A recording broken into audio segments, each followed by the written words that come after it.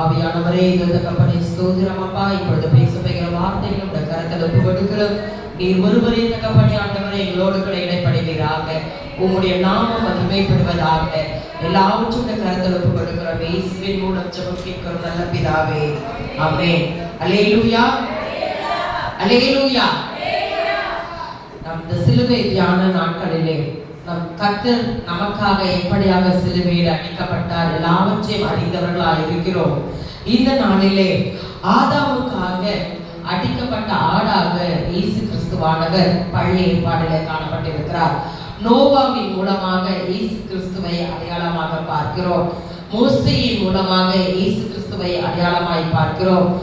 தேவன் ஆசாரிப்பு கூடாரங்களை கட்டுவதற்கு கொடுத்த ஒவ்வொரு அடவு நூல்கள் எல்லாவற்றிலும் இயேசு கிறிஸ்து நமக்கு வெளிப்படையாக காணப்பட்டு கொண்டிருக்கிறார். அந்த புதிய பாடிலே அவருடைய பிறப்பு நிமித்தமாக அனைவருக்கும் அவர் தாமே தேவகுமாரனாக இந்த உலகத்திலே அவர் வந்தவராய் காணப்பட்டார். பழைய ஏற்பாடுல வந்த எல்லா காரியமும் அவருக்கு ஒரு நிழலாட்டமாய் காணப்படுகிறது.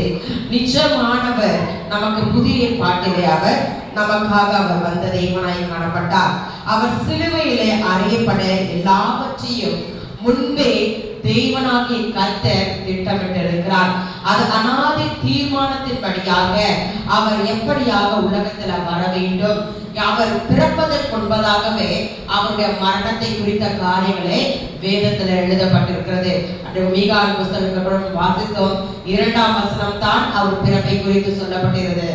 முதல் வசனம் அவர் படப்போகிற பாடுகளை குறித்து சொல்லப்பட்டிருக்கிறது. ஆகையால் அவருடைய பிறப்பதற்கு முன்பதாகவே அவருடைய மரணத்தை குறித்து முன்குறித்திருக்கிற ஒரு அனுபவத்தை பார்க்கிறோம். இந்த தேவன் தம்மை பலியாக ஒப்பு கொடுத்த நேரம் கூட நம் லேவியராகம புஸ்தகத்துல அந்த ஒவ்வொரு நேரத்துல எந்த நேரத்தை பலியிட வேண்டும் என்பதை அவர் ஏற்கனவே என்ன பண்ணிருக்காரு, ஒரு நிழலாட்டமாக நமக்கு கொடுத்திருக்கிறார். தேவனை விசாரித்தவர்கள் 7 பேர்கள் விசாரித்தார்கள். நமக்கு எல்லாருக்கும் தெரியும். முதலாவது விசாரித்தது அண்ணா என்ற ஒருவர் இடத்துல, 2வது பிரதான ஆசாரியராக காய்பா, 3வது செனகரிப் சங்கம், 4வது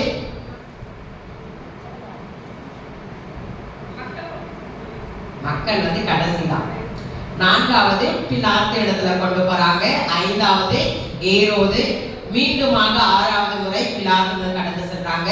கடைசி 7வது பாத்தீங்கன்னா அது எல்லா ஜனங்களும் புறஜாதியான ஜனங்களும் யூத ஜனங்களும் சேர்ந்துதான் ஆண்டவர் என்ன பண்ண சொல்றாங்க, சிலுவையை அறியும்படியாக அந்த இடத்துல தீர்ப்பு சொல்றாங்க. 7 முறை. 7 என்பது ஒரு பரிபூர்ணத்தை கொடுக்கிறதா இருக்கிறது. வேதத்துல அநேக இடங்களை 7 விதமான காரியங்களை பார்க்கிறோம். அது கர்த்தர் உண்டாக்கின அந்த நாட்களை கூட 7வது நாள் அவர் ஓய்ந்திருந்தான காணப்படுகிறார். 7 முறை அவர் ரத்தம் சிந்தினவராய் காணப்படுகிறார். அவர் சிந்தின அந்த ரத்தத்தை குறித்து தான் இந்த நாளிலே நாம் பார்க்க போகிறோம். நாம் நீதிமானாய் ஆவதற்காக அவர் பாவியாக சிலுவையிலே தொங்கின தேவனாய் இருந்தார். 7 முறை அவரை விசாரித்தார்கள். நம்மிடத்துல ஒரு காரியத்தை ஒருவர் விசாரிக்கும் போதே நம்முடைய முகபாவங்கள் எப்படியாக காணப்படுகிறது. 7 முறை விசாரித்தார். அதுவும் எப்படியாக, யூதர்கள் மாத்திரமல்ல, புறஜாதியான பிலாத்தும் அந்த இடத்துல விசாரிக்கிறார். புறஜாதிகள் மத்தியிலும் அவர் வெட்கத்தை உடையவராய் அந்த இடத்துல காணப்பட்டாங்க. அந்த நியாயம் விசாரிப்பு கூட பாத்தீங்கன்னா உலக தோற்றம் முதல் இந்நாள் வரைக்கும் அவரை விசாரித்த விதம் மிகவும் ஒரு தவறான ஒரு விதமா இருக்கிறது. பஸ்கா ஆசாரிக்கிற காலத்துல யாரும் என்ன பண்ண மாட்டாங்க, நியாயம் விசாரிக்க மாட்டாங்க. இரவு நேரத்துல என்ன பண்ண மாட்டாங்க, நியாயம் விசாரிக்க மாட்டாங்க. ஆனால் நம்முடைய தேவனாகிய கர்த்தர் என்ன பண்ணாங்க, அந்த நாட்களிலே ஒரு அநீதியான தீர்ப்பு, அநீதியான முறையிலே அவர் அந்த இடத்துல நியாயம் விசாரிக்கும்படியாக காணப்பட்டார். எதற்காக? நாம் அந்த சூழ்நிலையிலே வராதபடிக்கு அவர் தாமே அநீதியான முறையிலே நியாயம் விசாரிக்கப்பட்டவராய் காணப்பட்டார். இயேசு நமக்கு கூட 7 இடங்களிலே அவர் ரத்தம் சிந்தினார் என்று எல்லாருக்கும் தெரியும். லேவியராகம புஸ்தகம் 4ஆம் அதிகாரம் 6ஆம் வசனத்தை வாசிப்போம். லேவியராகமம் 4ஆம் அதிகாரம் 6ஆம் வசனம். தன் விரலை ரத்தத்தில் தோய்த்து பரிசுத்த ஸ்தலத்தின் திரைக்கு எதிரே கர்த்தருடைய சந்நிதிக்கு 7 தரம் தெளிக்க கடவன். இது பாத்தீங்கன்னா லேவியராகமத்துல வசனம் எப்படி இப்படியாக எழுதப்பட்டிருக்கிறது, 7 தரம் தெளிக்க கடவன். இந்த லேவியராகும் புத்தகம் மோசேக்கு சீனாய் மலையிலே கர்த்தர் என்ன பண்றாரு, இந்த வார்த்தைகளை கொடுக்கிறார். ஒருவன் எத்தனை முறை வீட்டில் ரத்தத்தை தெளிக்க வேண்டும்? 7 தரம் தெளிக்க வேண்டும். அவர் ஆவியானவர் ஏற்கனவே இயேசு கிறிஸ்துவின் பிறப்பையும் அவருடைய மரண பாடுகளையும் முன்குறித்திருந்தார். ஆனால் ஒரு ஆட்டை பலி செலுத்தும் போது அந்த ரத்தம் 7 தரம் 7 இடத்தில் தெளிக்கப்பட வேண்டுமானால் தன்னுடைய குமாரனுடைய ரத்தமும் 7 இடங்களிலே அது சிந்தப்பட வேண்டும் என அறிந்திருந்தோம். நமக்காக தன்னுடைய ஒரே பேரான குமாரனை என்ன பண்ணாரு, 7 இடங்களிலே சிந்துபடியாக அவர் எல்லாவற்றையும் அடக்கி கொண்டு நம் மீது என்ன பண்ணிருக்காரு, அன்பு செலுத்தினவராய் காணப்பட்டார். நம் பிள்ளைகளை அந்த சூழ்நிலைகளாக நாம் கொண்டு வர மாட்டோம். ஆனால் பிதாவானவர் தம்முடைய குமாரன் இப்படியாக பாட அனுபவிக்க போகிறார் என்று அறிந்து இதை ஏற்கனவே மோசே என்கின்ற நியாய பிரமாணமாக எழுதி கொடுத்தவராய் காணப்பட்டார். இப்படிப்பட்ட தேவனை நாம் தொழுது கொண்டிருக்கிறோம். அவரை எப்படியாக நாம் தொழுது கொண்டிருக்கிறோம்? அவர் மீது அன்பு செலுத்தி அவர் சொன்ன காரியங்களை நாம் பின்பற்றி வரும்போது கர்த்தரை நாம் எப்படியாக அவர் முழு உள்ளத்தோடு முழு இருதயத்தோடு நாம் ஆராதனை செய்கிறவராய் காணப்பட வேண்டும்.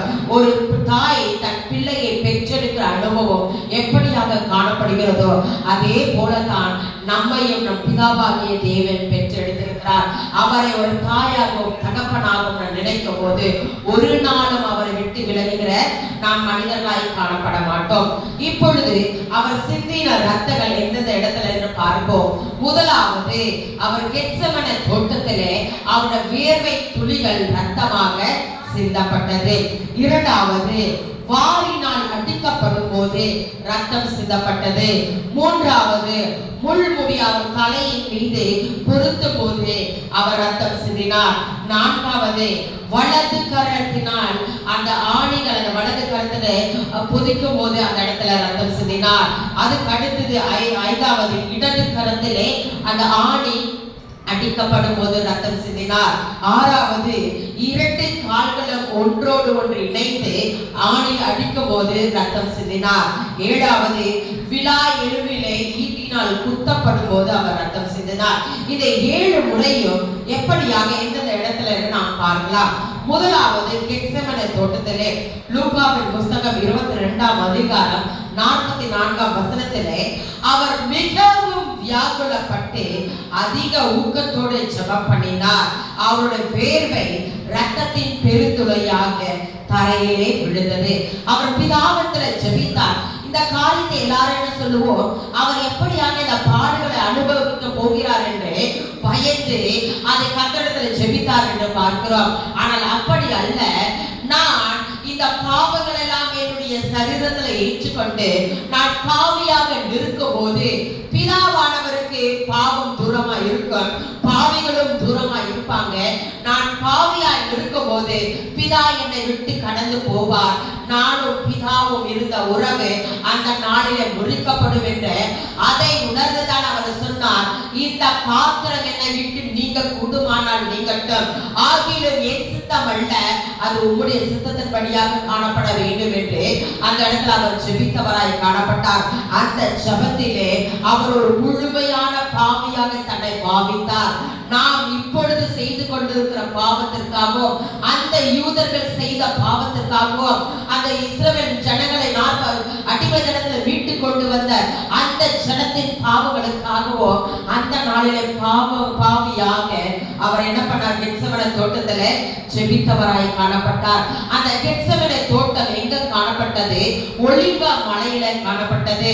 ஒலிவ மலையிலே ஒலிவ மரங்கள் காணப்படும். அந்த ஒலிவ பழங்களில் இருந்து ஒலிவ எண்ணெயை எடுப்பதற்கு அந்த பழங்கள் எல்லாம் நசுக்கப்பட வேண்டும். அது நசுக்கப்பட்டு தன்னுடைய சாயலை அதை விட்டு வெளியே வரும்போது தான் அதிலிருந்து நமக்கு தேவையான எண்ணெய் புறப்பட்டு வரும். திராட்சை பழமும் கூட அப்படித்தான். அந்த திராட்சை பழத்தை நசுக்கி அதிலிருந்து அந்த ரசத்தை எடுக்க கூடும். நல்ல ரசத்தை நாம் எடுக்க வேண்டுமானால் அந்த பழம் அந்த இடத்துல நசுக்கப்பட வேண்டும். அப்படித்தான் நம்முடைய தேவனும் கூட அவர் அந்த ஜெபிக்கும் போது வியாகுலப்பட்டு ஜெபித்தார். முழு சரீரமும் அந்த இடத்துல எப்படியாக அந்த எலும்புகள் அந்த இடத்துல யாரும் அடிக்கல, அவர் பட்ட வேதனை அப்படியாக வேர்வை துளியாக வெளியே வந்தது. அது ரத்தமாக காணப்பட்டது. அந்த ரத்தம் எதற்காக சிந்தப்பட்டது என்றால் நமக்காக, நம் பாவங்களுக்காக அது சிந்தப்பட்டது. திருத்துவம் எப்பொழுதும் ஒரே நிலையில இருப்பாங்க, ஒரே ஐக்கியத்துல இருப்பாங்க. ஆனால் நான் பாவியாக இருக்கும் போது பிதாவானவரும் பரிசுத்த ஆவியானவரும் என்னை பிரித்து நிற்பார்களே, அந்த பிரிவை என்னால தாங்க முடியாது என்றதுனால அவர் என்ன பண்ணாரா, அவர் அந்த இடத்துல வியாகுலப்பட்டு ஜெபித்தவராய் காணப்பட்டார். அன்று கர்த்தர் அவரை கைவிட்டதுனால தான் நம்மை கரம் பிடித்திருக்கிறார். இயேசுவானவர் சொன்னாரே, என் தேவனே என் தேவனே ஏன் என்னை கைவிட்டீர் என்று. அந்த நாளிலே இயேசு கிறிஸ்துவை பிதாவானவர் கைவிட்டதினாலே அவர் நம்மை பார்த்து சொல்லுகிறார், நான் உன்னை கைவிடுகிற தேவன் அல்ல, நான் உன்னை விட்டு விலகுகிற தேவன் அல்ல என்று. சிலுவையிலே அவர் நம்மை கரப்பிடித்தார். இம்மட்டும் அவர் கரப்பிடித்து வழி நடத்தி வருகிறார். அப்படிப்பட்ட தேவனை நாம் எப்படியாக தொழுது கொள்ளுகிறோம்? நம்மை நாமே யோசித்துக் கொள்ள, பார்த்து கொள்ள வேண்டும். ஒவ்வொரு நாளும் இதை நினைக்கும் போது சிலுவையின் உபதேசம் நமக்கு மேன்மைக்குரிய உபதேசமாய் காணப்படுகிறது. நமக்கு அது மிகவும் ஒவ்வொரு நாளும் ஆசீர்வாதத்தை கொடுக்கிற உபதேசமாய் காணப்படுகிறது. இவர் சிந்தின ரத்தத்தினாலே கர்த்தர் நம்மை ஆசீர்வதிக்கிறவராய் காணப்படுகிறார். அந்த கெத்செமனே தோட்டத்தில் சிந்தப்பட்ட ஒவ்வொரு ரத்த துளிகளும் நம்முடைய பினான்சியல் பிளெஸிங்கை அதை கொடுக்கிறதா இருக்கிறது. நாம் பாவங்களை விட்டு நாம் எப்படியாக காணப்படுகிறோம்? ஒரு நல்ல தூய்மையான பரிசுத்தமான ஆத்துமாவாக காணப்படுகிறோம். பரிசுத்தமான ஆத்துமாவாய் காணப்படும் போது நாம் நீதிமான்களாய் இருக்கிறோம். நீதிமான்களாய் இருக்கும் போது நாம் பனையை போல செழித்தோடுகளாய் காணப்படுவோம். அப்ப பனையை போல செழித்தோடுகளாய் இருக்கும் போது கர்த்தர் நம்மை ஆசீர்வதிக்க வல்லவராய் காணப்படுகிறார். அப்படிப்பட்ட ஒரு ஆசீர்வாதம் நமக்கு கிடைப்பதற்காக தான் அவர் கெத்செமனே தோட்டத்தில் என்ன பண்ணாரு? அவர் அழுது கர்த்தரிடத்துல ஜெபித்தவராய் காணப்பட்டார். அதுவும் ஆதாமை கர்த்தர் என்ன பண்றாரு? சபிக்கிறார். ஆனால் ஆதாமை சபிக்கல, ஆதாமின் நிமித்தமாக அந்த நிலத்தை அவர் சபிக்கிறவராய் காணப்பட்டார். நிலத்தை சபித்ததுனால அது உள்ளும் குறுக்குமாக ஒரு காரியத்தை கொடுத்ததாய் காணப்பட்டது. அது பலன், என்னதான் கஷ்டப்பட்டு நிலத்துல நீ உழுது கொண்டு செய்தாலும் என்ன இல்லை, உனக்கு பலன் இல்லை என்று கர்த்தர் சபித்தார். அந்த சபிப்பை கர்த்தருடைய ரத்தம் அந்த நிலத்திலே விழுந்த போது கர்த்தர் பலனை கொடுக்க வல்லவராய் காணப்பட்டார். ஒவ்வொருவருக்கும் ஒவ்வொரு விதமான ஆசீர்வாதத்தை கர்த்தர் சிலுவையிலே நமக்காக சொல்லி இருக்கிறார். அவர் புசிப்பும் குடிப்பும் தேவ ராஜ்யம் அல்ல. ஏனென்றால் எல்லாவற்றையும் கொடுக்க வல்லவர் நம்முடைய கர்த்தராகிய இயேசு கிறிஸ்து. அவர் வந்ததினாலே இல்லை என்று சொல்லாதபடி ஒரு நிறைவான ஆசீர்வாதத்தை கர்த்தர் நமக்கு கொடுத்திருக்கிறார். அவர் எந்தெந்த இடத்தெல்லாம் கடந்து சென்றாரோ குறைவுகள் நிறைவாக மாறினது. அப்படிப்பட்டவர் அவருடைய ரத்தத்தினாலே நமக்கு கர்த்தர் நல்ல ஒரு ஆசீர்வாதத்தை கொடுத்தார். ஒரு 100 மடங்கான ஒரு ஆசீர்வாதம் நமக்காக கொடுக்கப்படுகிறது. அவர் அந்த பிழியப்பட்டதினாலே, ஒரு ஒலிவ பழத்தை போல பிழியப்பட்டதினால கர்த்தர் நமக்கு ஒரு ஆசீர்வாதத்தை கொடுத்தார். நம்முடைய சாபங்கள், ஏதேனின் சாபங்கள் கெத்செமனேயில் ஆசீர்வாதமாக மாறினது. அடுத்தபடியாக 7 முறை என்று ரத்தம் சிந்தப்பட்டது. ஆனால் 3 இடங்களிலே அவர் சிந்துகிறார். முதலாவது கெத்செமனேயிலே, அடுத்தபடியாக 2, 3 வாரினால் அடிக்கப்பட்டது. முள்முடி தலையின் மீது அதை வைத்து கோலினால் அடிக்கும் போது ரத்தம் புறப்பட்டு வந்தது. அது எங்கே வருகிறது என்றால் யோவானின் புஸ்தகம் 19ஆம் அதிகாரம் 13ஆம் வசனம். யோவான் 19:13. தளவரிசைப்படுத்தின மேடை என்று எபிரேய பாஷையிலே கபத்தா என்று சொல்லப்பட்ட இடத்திலே நியாயாசனத்தின் மேல் உட்கார்ந்தான். இந்த இடத்துல பாத்தீங்கன்னா 2வது இடம் அந்த கபத்தா என்று சொல்லப்படுகிற இடம். அது எந்த இடம் என்றால் தேவ ஆலயத்துடைய 3 பகுதிகள் நமக்கு எல்லாருக்கும் தெரியும். முதலாவது ஒரு ஆசாரிப்பு கூடாரம். சாலமோனுடைய ஆலயம் கட்டப்பட்ட இடம் எப்படியாக மகா பரிசுத்த ஸ்தலம், பரிசுத்த ஸ்தலம். அடுத்து 3வது என்ன? மகா பரிசுத்த ஸ்தலம், பரிசுத்த ஸ்தலம். 3வது பிரகாரம். இந்த வடிவத்தெல்லாம் சபை ஆலயமானது அந்த காலத்துல கட்டப்பட்டது. இந்த கபத்தா என்றது பாத்தீங்கன்னா அந்த பரிகாரத்துக்கு வெளியே என்ன பண்றாங்கன்னா ஒரு பிளாட்ஃபார்ம் மாதிரி கட்டி வச்சிருப்பாங்க. கற்கள் பொதிக்கப்பட்ட இடமாக அது காணப்படும். செய்கிறாரு, அவருடைய சிங்காசனத்தை கொண்டு வந்து அவருடைய அந்த சேரை எடுத்து கொண்டு வந்து போட்டு அவர் அந்த இடத்துல உட்கார்ந்து நியாயம் விசாரிக்கிறவராய் காணப்படுகிறார். எதற்காக அந்த இடத்துல உட்கார்றாரு பார்த்தீங்கன்னா, ஆலயத்திற்கு எதிர்ப்புறமா தான் அந்தோனியாருடைய அரண்மனை, அந்த ராஜாவுடைய அரண்மனை அந்த இடத்துல தான் காணப்பட்டு இருந்தது. ஆதலால் அந்த அரண்மனையை அவர் எந்த இடத்துல வைத்தார்? அவருடைய சிம்மாசனத்தை ஆலயத்தின் வாசலிலே வைத்தார். ஒரு தேவனுடைய ஆலயத்திலே விசாரணைக்காக வைக்கப்படுவதற்கு இயேசு கிறிஸ்துவான தகுதி உள்ளவரா? அவரே தேவனாய் காணப்படுகிறார், தேவகுமாரனாய் இருக்கிறார். ஆனால் அவர் நமக்காக அவர் அந்த ஆலயத்துல போய் என்ன பண்ணுங்க, ஏசியா புத்தகத்தை வாசித்து இருக்கிறார். ஆனால் அதே இடத்துல அவர் நியாயம் விசாரிக்கும்படியாக அந்த கபத்தா என சொல்லப்படுகிற இடத்துல அவர் அந்த இடத்துல வாய் திறக்காத ஒரு ஆணை போல அவர் நின்று கொண்டிருக்கிறார். அந்த இடத்துல தான் அவர் என்ன பண்றார்? தலவரிசைப்பட்ட ஒரு கல்லுன்னு சொல்லுவாங்க. அந்த கற்களால அது குதிக்கப்பட்டிருக்கிற இடம் தான் நார்மலா நம்ம லாங்குவேஜ்ல பிளாட்ஃபார்ம். ஒரு இந்த காம்பவுண்ட் சுத்தி இது கேத்தலிக் சர்ச்லாம் போனோம்னா அந்த இடத்துல பார்க்கலாம். அந்த ஆலயத்துக்குள்ள போகும்போதே அநேக காரிய மண்டபங்கள் காணப்படும். ஒரு சாப்பல் மாதிரி வச்சிருப்பாங்க, குகை மாதிரி வச்சிருப்பாங்க, அதுக்கப்புறம் ஷ்ரைன்னு சொல்லியிருப்பாங்க. இப்ப நம்ம சாந்தோம் சர்ச், இந்த வேளாங்கண்ணி சர்ச் பெசிலிக்கான்னு சொல்லுவோம். அது போல அநேக காரியங்கள் அந்த ஆலயத்தில் இருக்கும்.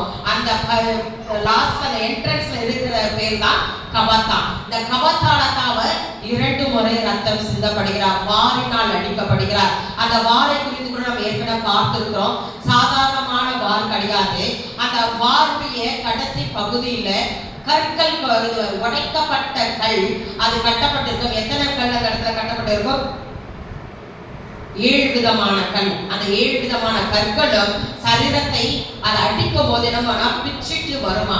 அந்த சதையெல்லாம் எப்படியாவது தனித்தனியாக வந்து தொங்கலாக காணப்படுமா. அவர் 39 முறை அடிக்கப்பட்டாராம்.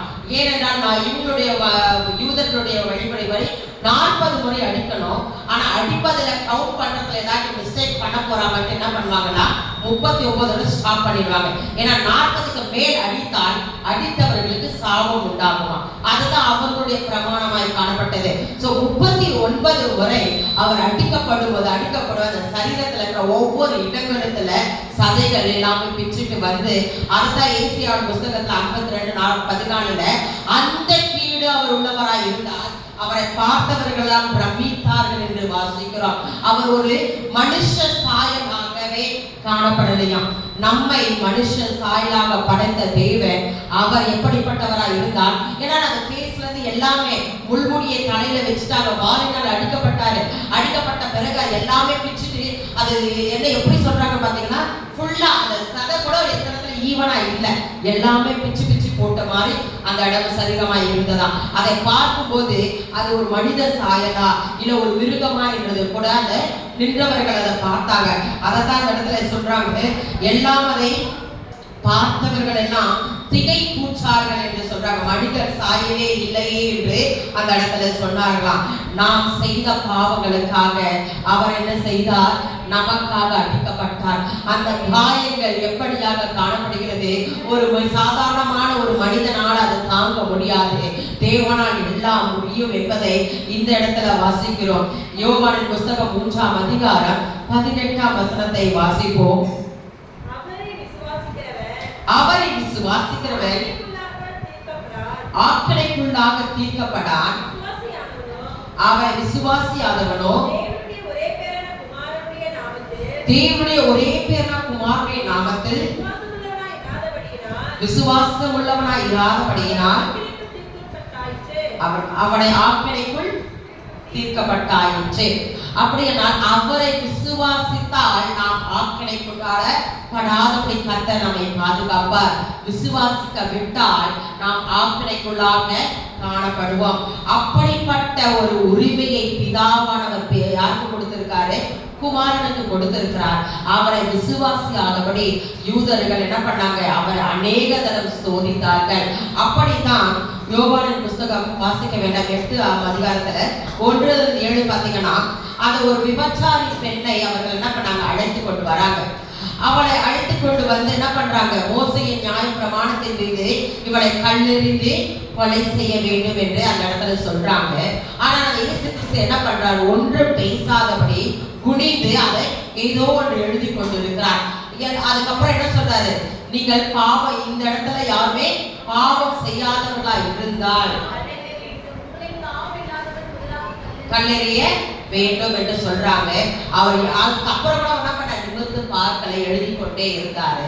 அவர் என்ன எழுதி கொண்டிருந்தார்னா, யூதர்கள் அந்த ஆலயத்துல இவர் எந்த இடத்துல வராருன்னு பாத்தீங்கன்னா, இவரும் அதே அந்த கபத்தா என்ற இடத்துல தான், நீங்க வீட்டுல போய் வாசிங்க, ஆலயத்துல உள்ள வரும்போதுதான் அந்த இடத்துல அவர் உட்கார்ந்து பிரசங்கித்து கொண்டிருக்கும் போது, ஏன்னா இயேசு கிறிஸ்து அவர் உயிரோடு இருக்கும் போது என்ன பண்ணலையா, மகா பரிசுத்த ஸ்தலத்துக்கு போல, பரிசுத்த ஸ்தலத்துக்கு போல அவர் என்ன பண்ணாரு, அவர் ஆலயத்துல உள்ள போய் ஜனங்கள் இருக்கிற இடத்துல தான் அவர் உபதேசங்களை செய்து வந்தவராய் காணப்பட்டார். அவர் மரித்து உயிர்த்த பொழுதுதான் நமக்காக அவர் மகா பரிசுத்த ஸ்தலத்துல ஒரு முறை அவர் கடந்து சென்றிருக்கிறார். இப்படியாக இவர் அந்த இடத்துல உபதேசித்துக் கொண்டு இருக்கும் போது, எந்த இடத்துல அதே கபத்தா என்று சொல்லப்படுகிற அந்த பிளாட்ஃபார்ம்ல உட்கார்ந்து உபதேசம் பண்ணி கொண்டிருக்கும் போது இந்த விபச்சாரியான ஸ்திரியை கொண்டு வராங்க. எதற்காக, ஆண்டவர் என்ன சொல்ல போகிறார், இவர் எப்படியாக கவிழ்த்து போடலாம் என்று அவரை சோதிக்கும்படியாக கொண்டு வராங்க. அவர் அங்கே என்ன எழுதினார் என்றால், அந்த 10 கற்பனைகளை அவர் எழுதி கொண்டிருக்கிறாங்க. அவருடைய யூதர்கள் என்ன பண்ணாங்க, 1 10 கற்பனைகளை எழுதி கொண்டே இருப்பாங்க, எழுதி அடிச்சுட்டு இருப்பாங்களா. அப்படியாக தேவனும் கூட அந்த இடத்துல அந்த கற்பனைகள் எழுதுவதை அவர்கள் பார்த்துவிட்டு, இதுல ஒரு பாவம் கூட நான் என்ன பண்ணல, செய்யாதவன் நான் இல்லைன்னு சொல்லிட்டு எல்லாரும் கடந்து போறாங்க. சொல்லிட்டு ஆண்டவர் கூட என்ன சொல்றாரு, நானும் கூட என்ன பண்ண மாட்டேன், உனக்கு எந்த பனிஷ்மெண்ட்டை கொடுக்க மாட்டேன். அவர் அடிக்கப்படுவதற்கு முன்பாக கூட அவர் என்ன பண்ணலையா, ஆக்கணைக்கு உட்படுத்தவில்லை. அப்படிப்பட்ட தேவன் இவள் தவறு செய்திருக்கிறாள் என்று தெரிந்திருந்தும் நமக்காக எந்த ஒரு பனிஷ்மெண்ட் அவர் கொடுக்கல. அவர் அடிக்கப்பட்ட பிறகு நமக்கு பனிஷ்மெண்ட் கொடுப்பாரா? அவர் கொடுக்கிற தேவன் அல்ல. நமக்கு தண்டனைகளை கொடுக்கிற தேவன் அல்ல. அவர் நமக்காக அவர் வழியை அல்ல, இரக்கங்களை அவர் கொடுக்கிற தேவனாய் காணப்பட்டார். நம்மிடத்துல அவர் விரும்புகிறதெல்லாம் கீழ்ப்படிதல் மாத்திரம்தான். அவருடைய கட்டளைகளுக்கு கீழ்ப்படுத்து, அவர் கொடுத்த கற்பனைகளுக்கு கீழ்ப்படுத்தி நடக்க வேண்டும் என்பதே அவர் விரும்புகிற தேவனாய் காணப்படுகிறார். இப்படிப்பட்ட காரியத்தினால அவர் காணப்பட்டார். அந்த இடத்துல கூட அவர் உபதேசம் செய்து கொண்டிருக்கும் போது கூட அந்த ஆலயத்தில் இருக்கிற ஆசாரியர்கள், பிரதான ஆசிரியர்கள் நடந்து கொண்டு போயிருக்கலாம், அவர்களை கிண்டல் பண்ணிருக்கலாம். ஏன், அவர் யாரு, அவர் ஒரு யூத பாரம்பரியத்துல பிறந்தவராய் இருக்கிறார். ஆலயத்துக்குள்ள யார் போகணும், லேவியின் வம்சத்தில் பிறந்தவர் தான் போகணும். ஆனால் அவர் யோசேப்பு யூத வம்சத்துல சேர்ந்தவங்க, மரியாதை லேவி வம்சத்துல வந்தவங்க. ஆனால் லேவிய தாயோட வம்சத்தை அந்த இடத்துல சொல்ல முடியாது. அதனால அவர் இதுவரைக்கும் ஆலயத்துக்குள்ள போல. அவர் எவ்வளவு ஏளனமா பேசியிருப்பாங்க. நம்ம ஊழியத்தின் பாதையில கூட கடந்து போகும்போது கூட அநேகர் நம்ம ஏளனமாய் பேசியிருக்கலாம். ஆனால் இயேசு கிறிஸ்துவை போல தேவையில்லாத இடத்துல நம் வாய்களை திறக்காதபடி காத்து கொள்ளும் போது அந்த இடத்துல கர்த்தர் பெரிய ஒரு ரட்சிப்பை நமக்கு கொடுக்கிற தேவனாய் காணப்படுகிறார். இப்படிப்பட்ட தேவனை தான் அவர்கள் என்ன பண்ணாங்க, 2 தலையில முள்முடி வைத்தார்கள், வாரினால் அடிக்கப்பட்டது. அப்படிப்பட்ட கர்த்தர் தான் 2வது இடம் எங்க, கபத்தா. 1வது இடம் கெத்செமனே தோட்டம், 2வது கபத்தா என்று சொல்லப்படுகிற இடம். சோ 3 முறை நம்ம பார்த்துட்டோம். 4வது கைகளில் என்ன பண்றாங்க, வலது கரம், இடது கரம், கால்கள், விழா. இது எல்லாமே ஒரே இடத்துல நடக்குது. எந்த இடத்துல நடக்குது, கொல்கதாவில தான் நடக்குது. சோ ஃபர்ஸ்ட் ஒலிவமலை, 2வது கபத்தா, 3வது பாத்தீங்கன்னா கொல்கதாமலை. இந்த கொல்கதாமலை பாத்தீங்கன்னா அநேக காரியங்களுக்கு நாம் அடையாளமாய் பார்க்கலாம்.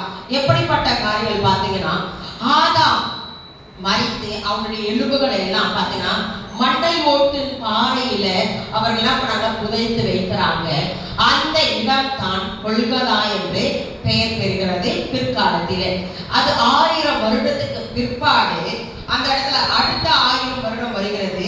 அது ஆபிரகாம் தன்னுடைய மகனாக ஈசாக்கை பலி செலுத்தும்படியாக மோரியா மலைக்கு அவர் கூட்டிக் கொண்டு போகிறார். அந்த மோரியா மலையில தான் ஆலயம் கட்டப்பட்டது சொல்றாங்க. ஆனால் அந்த மலை தான் இந்த மண்டை ஓட்டி மலைப்பாறையாய் காணப்படுகிறது.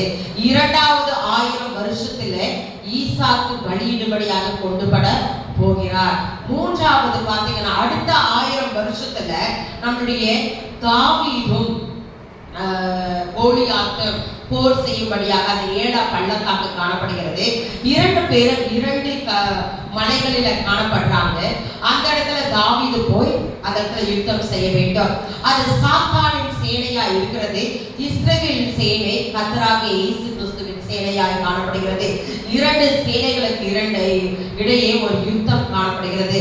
அந்த யுத்தத்தை முறியடிக்கும்படியாக தாவீது தெரிந்து கொள்ளப்படுகிறார். இந்த தாவீது எப்படியாக தன்னுடைய தகப்பனாகிய ஈசாய் தன்னுடைய சகோதரரை பார்க்கும்படியாக அனுப்பப்படுகிறார். இந்த இடத்துல தாவீதுக்கும் இயேசு கிறிஸ்துவுக்கும் நம்ம என்ன பண்ண ஒரு ஒப்பிட்டு பார்க்கலாம். இயேசு கிறிஸ்து கூட நம்முடைய சகோதரராக இஸ்ரவேல் ஜனங்களை பார்க்கும்படியாக பிதாவானவர் அனுப்புகிறார். தாவீது என்றால் அந்த பெயருக்கு அர்த்தம் நேசம்.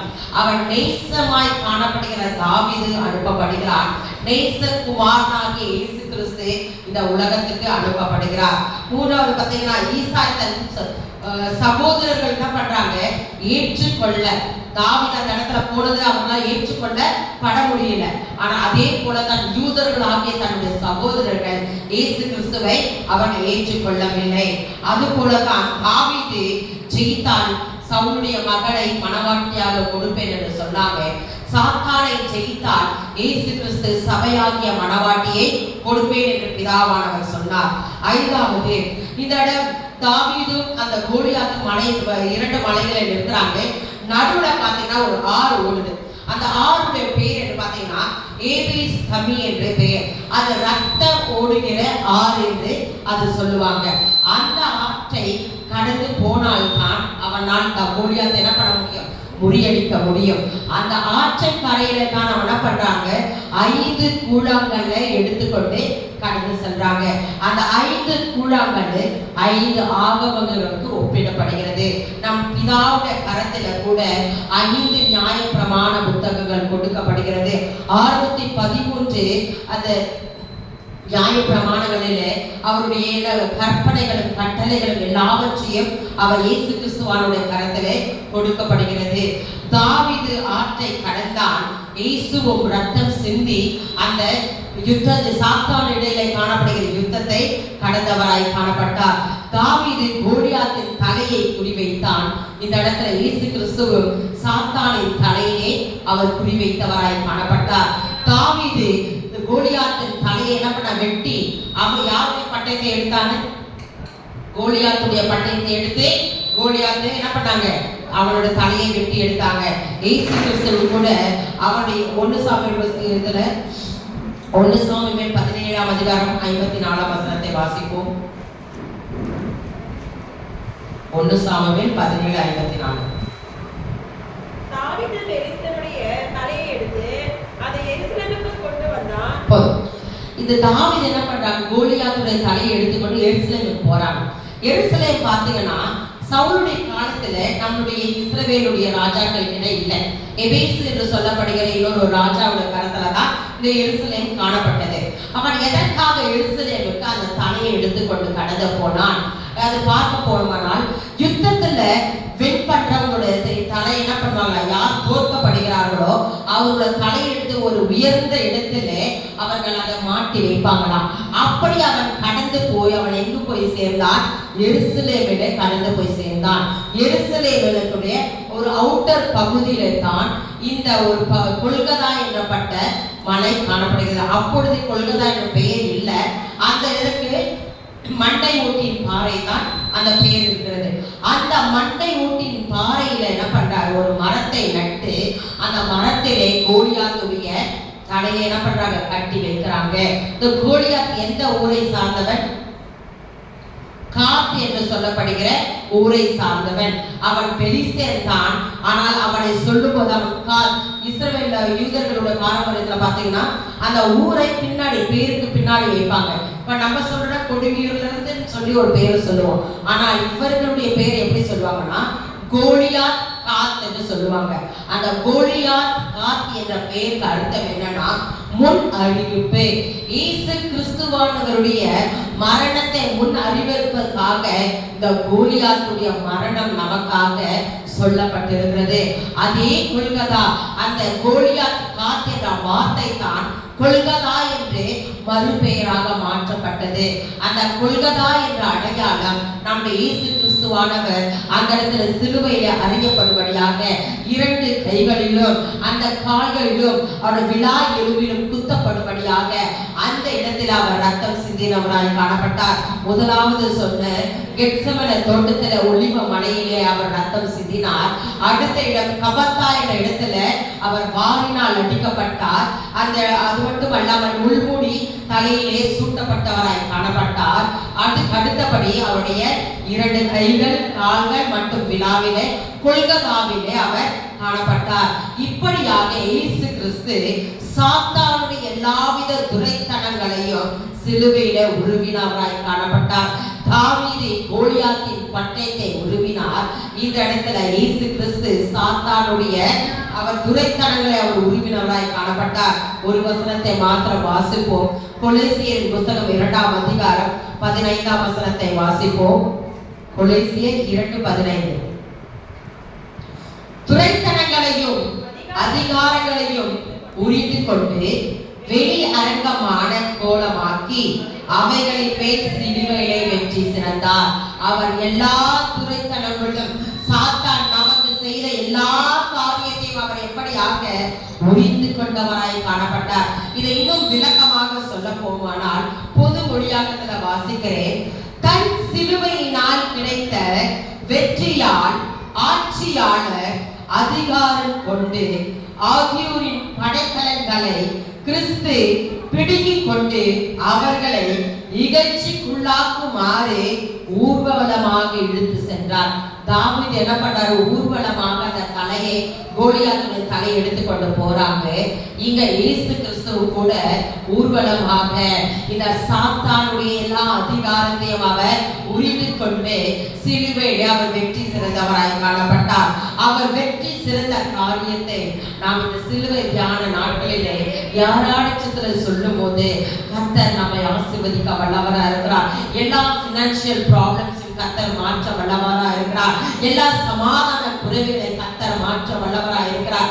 அவர் சிந்தின ஒவ்வொரு ரத்தத்தினாலே நாம் மீட்கப்படுகிறோம். அந்த ரத்தத்தினாலே ஜெயம் பெறுகிறோம். அந்த ரத்தத்தினாலே கர்த்தர் நமக்கு வல்லமையை கொடுக்கிறார்.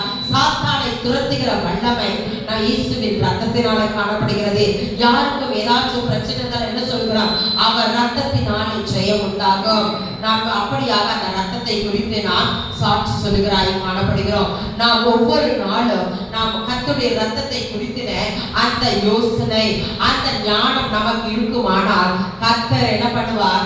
1000 வருடங்களுக்கு கொடுத்த அடையாளங்களையும் நமக்கும் கொடுப்பார். அது எத்தனை வருடங்களாய் காணப்பட்டாலும் இது 4வது ஆயிரத்துல நடந்த ஒரு சம்பவமாய் காணப்படுகிறது. ஆனால் கர்த்தர் நமக்கும் கூட இந்த நாளிலே என்ன பிரச்சனையாய் காணப்பட்டாலும் அவர் ரத்தத்திலே அவர் கொடுத்த வல்லமையை எடுத்து சொல்லும் போது அந்த வல்லமை நம்மிலே கிரியை செய்யும்.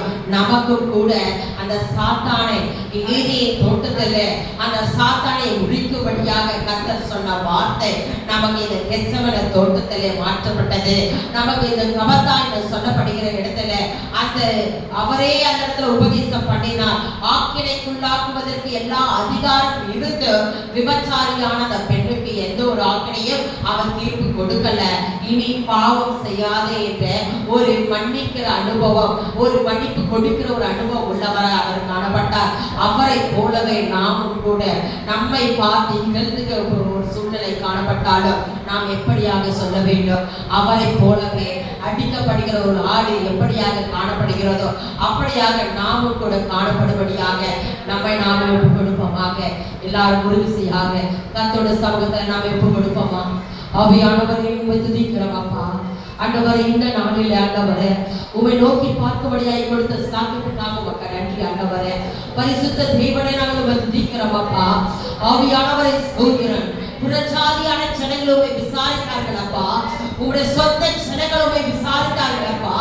2 ஜனங்களும் ஆண்டவரே ஒவ்வொருவரும் ஆண்டவரே உமக்கு விரோதமாய் எழுந்து நின்றார்கள் ஆண்டவரே. அப்படி இருந்து ஆண்டவரே நீங்க ஒரு காரியத்திலும் ஆண்டவரே தேவையில்லாத வார்த்தைகள் அந்த இடத்துல பேசலப்பா. ஆண்டவரை நீர் நினைத்தால் போதும் ஆண்டவர். உடைய பரலோகத்திலிருந்து தூதர்கள் வந்து உமக்காக போரிட முடியும். ஒரு தூதனை கொண்டு ஆண்டவரே லட்சத்திற்கான பேர் ஆண்டவரே நீங்க சகரித்த தேவனப்பா. உடைய குமாரனை எங்களுக்காக தந்துகிறேன். அவர் சொன்ன ஒரு வார்த்தை யோவான் 3:16 எல்லாருக்கும் தெரிந்த வார்த்தை. அவர் இவ்வளவாய் அன்பு கூர்ந்தார். ஒரே பேரான குமாரனை நமக்காக தந்தருள்ள தேவனே இந்த நினைவு கூறுமா ஆண்டவரே. ஸ்தோத்திரம் அப்பா. எனக்காக ஆண்டவர் நீர் பாராட்டின அன்பப்பா எத்தனை பெரியது ஆண்டவரே, எத்தனை பெரியதப்பா. அந்த அன்பை ருசி பார்க்க என்னை தகுதிப்படுத்துங்கப்பா, என்னை தகுதிப்படுத்துங்கப்பா ஆண்டவரே. என்னுடைய பாவங்கள் என்னுடைய சாபங்கள் எல்லாம் முறிக்கப்படுவதாக, எல்லாம் முறிக்கப்படுவதாக. உன்னுடைய வேர்வை துளிகள் ரத்தமாக மாறும்போது ஓ ஷரக்குவா திகரலவ குரஷகரவலவ. S father. ஒவ்வொரு ஆண்டவரே இதைகளாக தகப்பன்கள் செய்த பாவங்களை ஆண்டவரே இந்த நாளில் நாங்கள் ஒப்பு கொடுக்கிறோம் ஆண்டவரே. ஹalleluya. ஓ ஷரக்கரலயா தலைமுறை தலைமுறையாக காணப்பட்ட சாபங்கள் முறிக்கப்படுவதாக. நிபாரப குரல ஷபரவலவ குரல. ஆமென். ஹalleluya. நிகரபலவ கலயா. நாங்கள் மாத்திரமல்லப்பா எங்கள் குடும்பம் முழுவதும் பரிசுத்தமாக்கப்படுவதாக. ஆமென் ஆண்டவரே. ஸ்தோத்திரம். நீ செய்ய வல்லவர், நீ செய்ய வல்லவர் ஆண்டவரே. ஹalleluya. ஹalleluya. நிகப ஷபரவல குரலயா. ஆவியின் அபிஷேகம் உன்னிலே காணப்படுமானால் லிபா ஷகரவலவா லபகரயா. ஆவியிலே களிக்கூற வேண்டும், ஆவியிலே களிக்கூற வேண்டும். ஆமென் ஆண்டவரே. ஆமென் அப்பா. ஓ ரகர ஷகரவலவா லிபா ரகர ஷகரவலவா லிபா ரப ஷபரவலவா குரலயா. என் மகிமையின் தேவனே, என் மகிமையின் தேவனே. ஓ அந்த ரத்தம் இப்படி பேசிக் கொண்டிருக்கிறது. ஓ ரகர ஷகரவலவா. ஹalleluya. மூன்று ஆணிகள் மூன்று விதமான ஆசீர்வாதமாய் காணப்படுகிறது. ஹalleluya. ஐஸ்வர்யத்தை தருகிற ஆணியாய் காணப்படுகிறது. ஹalleluya. ஓ உருவையை போக்கிற ரத்தமாய் காணப்படுகிறது. ஆமென் அப்பா. எங்கள் பாவங்களுக்கு சம்பளம் மரணமாய் காணப்படுகிறது. ஆனால் அந்த பாவத்தை எங்களுக்காக ஆண்டவரை நீங்க எடுத்துக்கொண்டீங்கப்பா. ஆதலால் நான் பரிசுத்தமாக்கப்பட்டேன் என்ற ஒரு சந்தோஷம் எனக்குள்ள காணப்படுகிறது ஆண்டவரே. ஸ்தோத்திரம். ஹalleluya. ஆமென் ஆண்டவரே. ஸ்தோத்திரம் அப்பா. ஆண்டவரை எங்களுக்கு கொடுத்திருக்கிறோம் ஆண்டவரே. நீங்க வழி நடத்துவீராக ஆண்டவரை. இந்த இடத்துல பேசப்பட்ட வார்த்தைகள் ஆண்டவரே வார்த்தைகளாய் காணப்படாதபடி ஆண்டவரை அந்த ஜீவனை உண்டாக்குற வார்த்தையாய் காணப்படும்படியாக, ஒரு தெரிந்த புத்தியை உண்டாக்குற வார்த்தையாய் காணப்படும்படியாக, ஜீவன் உண்டாக்கத்தக்கதாக நீங்க வழிநடத்துவீராக. நீங்க கிரியை செய்ய வேண்டுமா ஜெபிக்கிறோம். எங்களுக்காக செய்யப்படுவீராக. ஆசீர்வதிக்கப்படப்படுகிறது. இயேசுவின் மூலம் ஜெபம் கேட்கிறோம் நல்ல பிதாவே. ஆமென்.